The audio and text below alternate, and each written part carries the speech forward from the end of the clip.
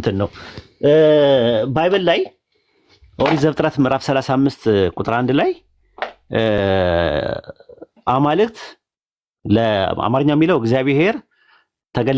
ለያዕቆብ ተገለጠለት ነው የሚለው ተገለጠ ነው የሚለው ዕብራይስጡ አጋጣሚ ሆኖ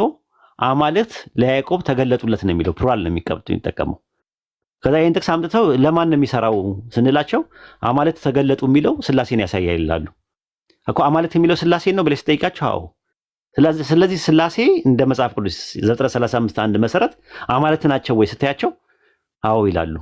ስለዚህ ስላሴ አማልክት ናቸው ስትያቸው ደግሞ አይ አይደሉም ይላሉ ተመልሰው ምንድነው እንደዚህ ሰውን ግራ የሚያጋቡት ስላሴን አማልክት እያላችሁ ጌቶች እያላችሁ በጽራሪያም ለሚገኝ ሶስት አምላክ እያላችሁ አምላካችን ያለ መለየት ሶስት ነው እያሉ እየተናገሩ ተመልሰው እኛ ጋር ሲመጡ ልክ የተውሂድ ትምህርቱ በጣም መቋቋም ሲያቀታቸው አይኛ ሶስት አምላክ አንልም ይሏል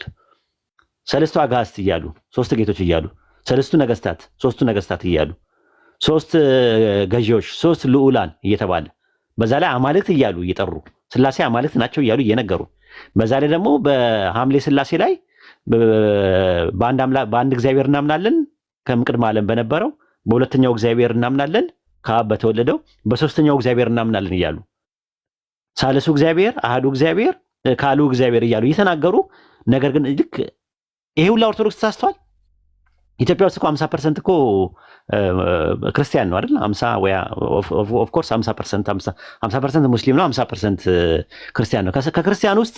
35% ኦርቶዶክስ ነው 35% የኦርቶዶክስ 35 ሚሊዮን ህዝብ ጣዖት እያመለከ ነው እያላችሁን ያላችሁት ተሳስተዋል ካላችሁን ለምንድነው የምትደብቁን የሐምሌ ስላሴ ያውላ ህዝብ ሲያከብር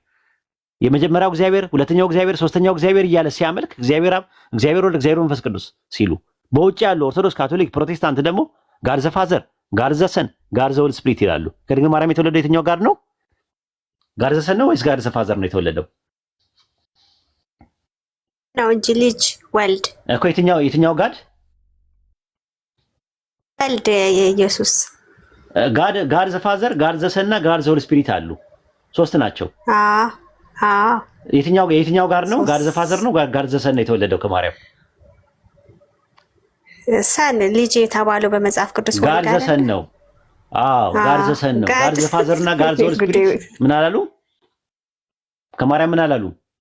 አልተወለዱም ስጋን አልነሱ አልተወለዱም ስለዚህ ያልተወለዱ ጋዶች አሉ ሁለት አሉ የቀሩ እንትን አሉ እና ይሄ ትምህርት እኔ እንዴት አድርጋችሁ ነው አይምሯችሁ ተቀብሎት የምትሄዱት እንዴት አድርጋችሁ ነው አይምሯችሁ ተቀብለው የምትሄዱት ሌላ ምርጫ እኮ እሺ ሙስሊም አትሁኑ ሌላ ምርጫ የላችሁም እንዴ ቢያንስ እንኳን ማለት ይሄንን ነገር እንዴት እንደዚህ አይነት ነገር እንዴት እንደዚህ ሰው ሶስት አካላቶችን ቁጭ አድርጎ ሲያመልክ ማቴዎስ 4:10 ላይ ለጌታ ለአምላክ ስገድ እሱን ብቻ አምልክ ይላል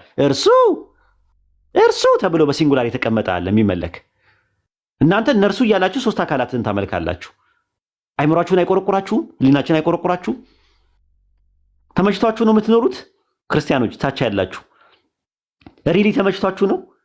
ነው ወይስ በቃ ምንም ሾላ በደፍኑ ምንም ችግር የለውም ነው ከእናትና ከአባቴ ስላገኘው በቃ እናትና አባቴም ከጠፉ አብሬ ተያይዘን እንለቅ ነው አስቡበት ወላሂ አስቡበት አንደኛ ሶስት አካላትን አምልካችሁ የቁጭ ያሉ ሶስት አካላትን ተውት እነሱ የፈጠሩ ናቸው ብላችሁ ስላሰባችሁ ይሄኛው ደግሞ ድንግል ማርያም ማህፀን ውስጥ የተፈጠረ አለ ከድንግል ማርያም ማህፀን ውስጥ ሜካኒካል ፈንክሽን ኬሚካል ሪአክሽን ፊዚካል ፕሮሰስ አድርጎ የመጣ ፊዚካል ኦፕሬሽን አድርጎ ፕሮሰስ አድርጎ የተፈጠረ አለ ፍጹም ሰው ሙሉ ሰው አለ ፍጹም መለኮት መጣና አብሮት ተዋህዶት አምልኮ እየተቀበለ ነው ያለው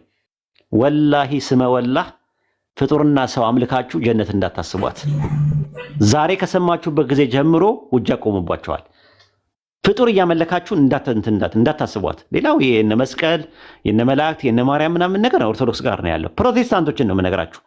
ከስራ ያላችሁ የምታዳምጡ ፕሮቴስታንቶች ወላሂ ፍጡር እያመለካችሁ ማርያምን አናመልክም